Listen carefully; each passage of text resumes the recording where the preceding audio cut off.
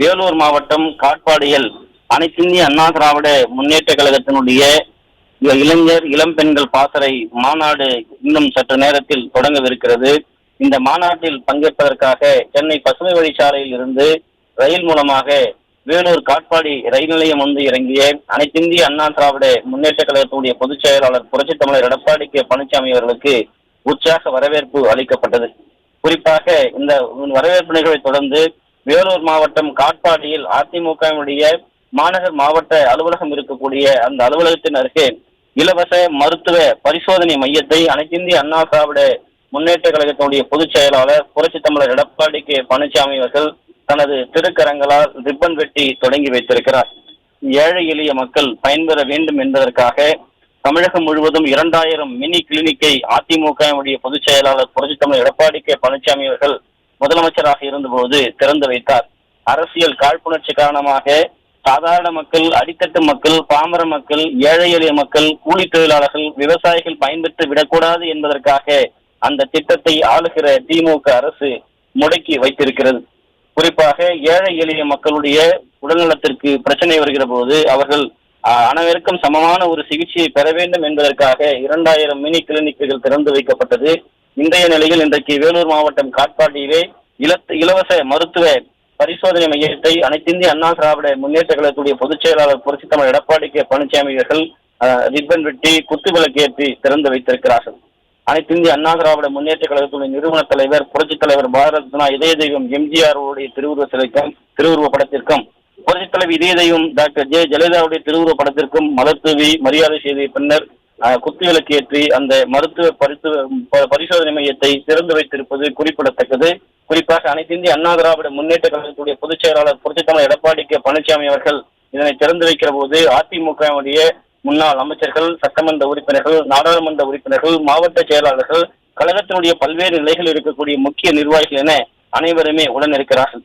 இந்த இலவச மருத்துவ பரிசோதனை மையம் திங்கள், புதன், வெள்ளி ஆகிய நாட்களில் இலவசமாக ஏழை எளிய மக்கள் பயன்பெறும் விதத்திலே இந்த மருத்துவ பரிசோதனை செய்து தரப்படும் என்பது குறிப்பிடத்தக்கது. ஏழை எளிய மக்களுக்காகவே அனைத்திந்திய அண்ணா திராவிட முன்னேற்ற கழகம் என்கிற மாபெரும் இயக்கம் ஆட்சியில் இருக்கிற போதும் சரி, இல்லை என்றாலும் சரி, மக்களுக்காக பல்வேறு திட்டங்களை செய்து வரக்கூடிய ஒரு இயக்கம் என்பதை மீண்டும் தற்போது அதிமுகவுடைய பொதுச் செயலாளர் புரட்சித் தமிழர் எடப்பாடி கே பழனிசாமி அவர்கள் நிரூபித்திருக்கிறார். தனது திருக்கரங்களால் தற்போது வேலூர் வந்திருக்கக்கூடிய அதிமுகவுடைய பொதுச் செயலாளர் புரட்சித் தமிழர் எடப்பாடி கே பழனிசாமி அவர்கள் அந்த இலவச மருத்துவ பரிசோதனை மையத்தை ரிப்பன் வெட்டி குத்துவிளக்கேற்றி தொடங்கி வைத்திருப்பது குறிப்பிடத்தக்கது.